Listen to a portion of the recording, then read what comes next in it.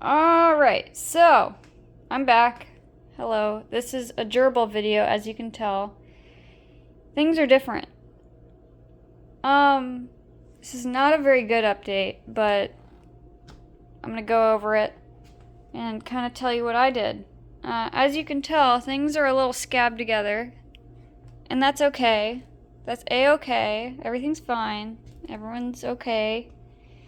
Basically, we had a declanning for, well, overnight, so I was not, awake when it happened.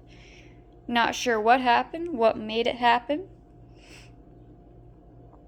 But declanning is when the two gerbils that live together decide that they no longer like each other, and then they attack each other and try to kill one another. They're both alive. They're both okay. When I found them, they were not in a good state. And sometimes there's warning signs for this, and other times you wake up and overnight you just get two gerbils that hate each other, which was the case for me. It's not always the case. Usually there's warning signs. But in my case, there was not, as I was asleep. And it happened sometime in the middle of the night. So now they each have their own side. I just have this taped in place. It's a full piece of plywood, flush with each side, and I just have it taped up so it stands up and they can't go under it, through it, chew on it, nothing. And then I have a water bottle bowl in each. This one's buried as bowl. And then he gets a hide, and then there's a hide in here, but it's buried. So that's how we're handling it.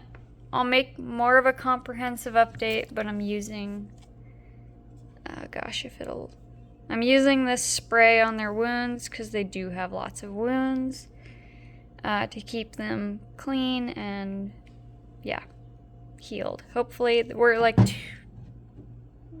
couple days in from when it happened, so essentially I woke up before work, and they were, really messed up. Both of them were coated in the red substance in their body. YouTube will censor it if I say it, so they're looking a whole lot better now. Thomas, come here, Hoppy. Can you come out? Yeah, but they're both pretty active. No swelling so far. No issues right now. As long as I keep applying this, I think we'll be a-okay. It's just minor wounds. It looked worse than it was when I wiped him down. Here he is. He looks a little rough, but he's okay. Yeah, hi, buddy. Hi, honey. Yeah. So he's missing fur patches. He's got a wound on his leg and wounds on his mouth area. As you can see, it's all scabbed up, but yeah, so he's gonna look rough for a little while, but that's the update. Hopefully everyone else is doing okay. And to handle situations like these, there you go. This is all scabbing, so he's fine. I really looked him over, so he's doing good. And as you can tell, he's still just as active and still very, very amenable to people. Now in gerbils, when they declan, sometimes there's cases where they can be rebonded with each other, where you would just use grate, like a hardware cloth, 2 layers of it, with plywood sandwiching it.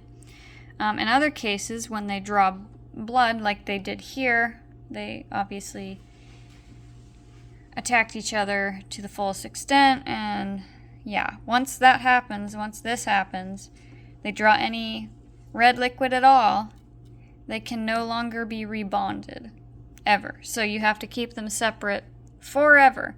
So in some cases, it was an emergency for me, so I just kind of put this in until I can figure out something a little bit better, because obviously this is kind of wonky, but it keeps them apart.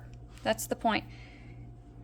In most cases, the best case scenario you can do to separate these guys for life is to get them each a 20-gallon long tank and put them in a separate tank with a sight divider between the tanks, so they can still be next to each other, but in separate tanks so they can't like smell each other and, you know, dig at the divider. But in this case, I'm just going to use a divider because that's what I have and that's what I have the space for right now.